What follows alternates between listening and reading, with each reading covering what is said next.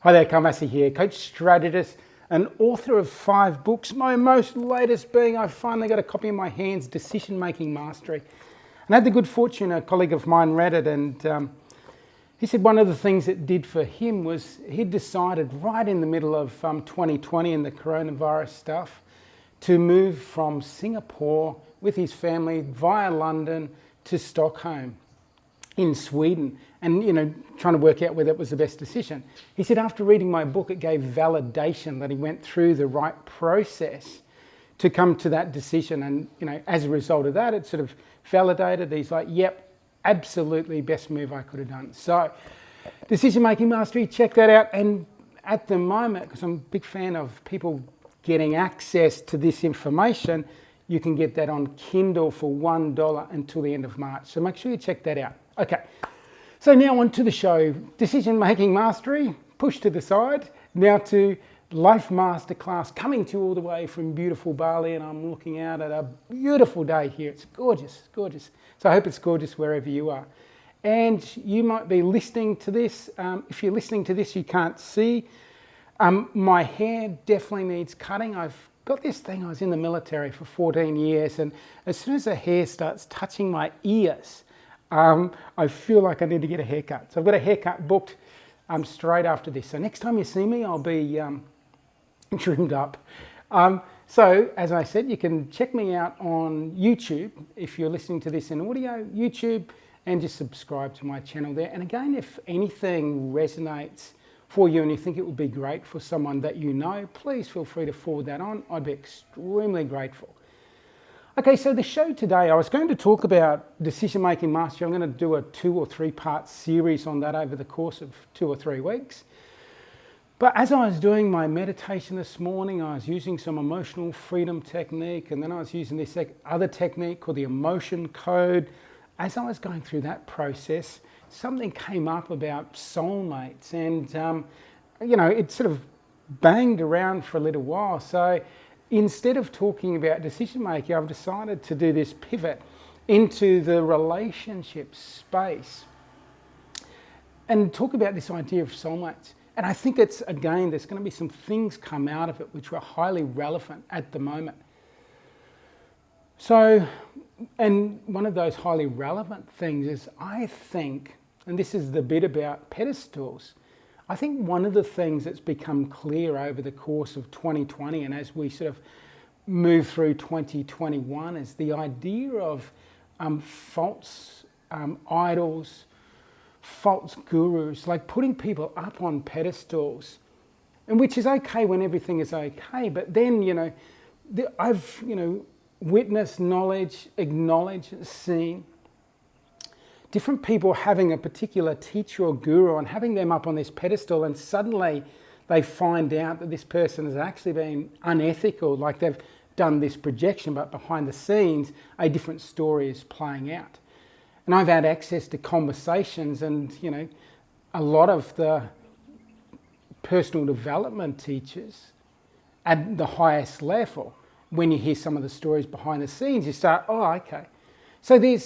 So everyone has their own muck. So one of the things for me about this pedestal thing is making sure we don't put people on pedestals, because then we can be disappointed when they do something wrong, and we almost default our power to that particular person. I think we're being encouraged, invited, cajoled, through this tumultuous time in our lives to actually come back into the inner guru, come back into the power that resides within, and acknowledge that each and every one of us, you are extremely powerful inside and have a lot more knowledge and intuitive sense inside to help you navigate your way through life. So again, don't take so much from that person. Like that's an interesting concept, but how does that apply to me in my life? Like doing that sort of thing. Now, the way this swings back around to this, pop into the mind of soulmates.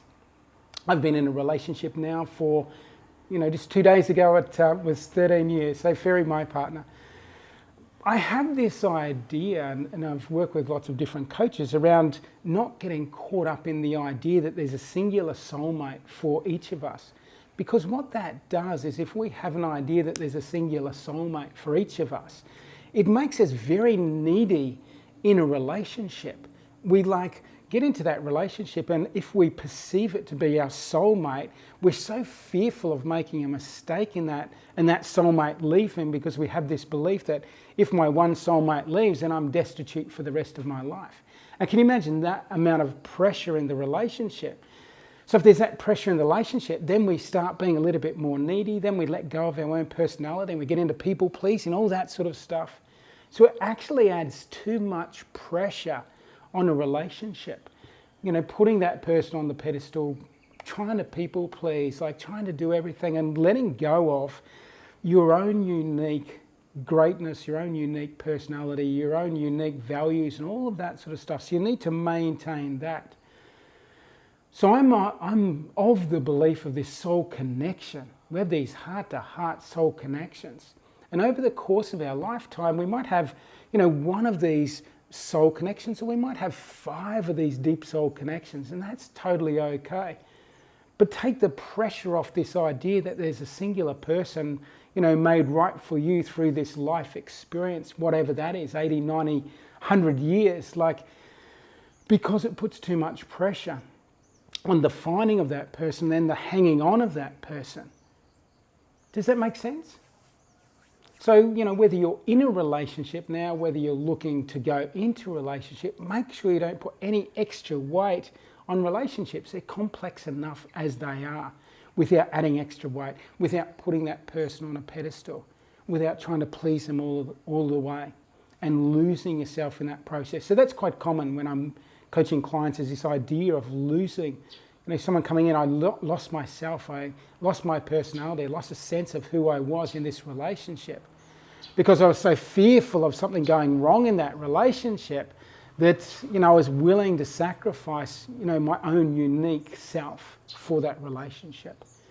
So there you go. This came to mind talking about soul partners for whatever reason this morning. So I thought I'll just come out and share it. It felt like the right thing to say. So I hope you took something away from that you can use. And again, it's this reinforcement of, the power of beliefs. If we sort of give meaning to something, it can drive us in a particular direction. So we need to be conscious about what meaning we give to particular people, experiences, and that.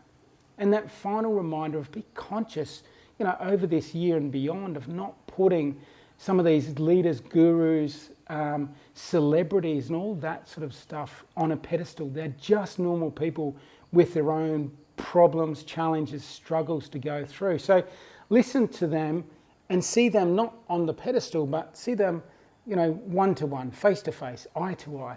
And if something they say resonates, take that in. If other things they say don't, then let them go. And don't get too caught up in that. So I think that's the most of what I wanted to say. Again, if you want to, pimp up your skills in decision making, make sure you check out Decision Making Mastery, available on Kindle. If you enjoyed this podcast, whether you're watching it on YouTube or listening to it, please pass it on to someone that you think might benefit from it, someone that you think might be in that relationship as starting to lose themselves because they're, reframing it or framing it in a way that doesn't necessarily serve them. If you would like to reach out and do any work with me, if you've got any important decisions you want to work your way through, I strongly recommend, finding someone who's outside of your life circle to give you advice on that. So don't hesitate to reach out, carlmassy.com, just go to the contacts page. I'm pretty shit on social media. I don't have Facebook, I don't have Instagram or any of that stuff. I've got a MeWe account, so you sort of can connect with me there, but the best way is through my website. So I hope that you are having an absolutely fantastic day, wherever you are on this gorgeous, beautiful, incredible planet of ours. Have a fabulous day and take care.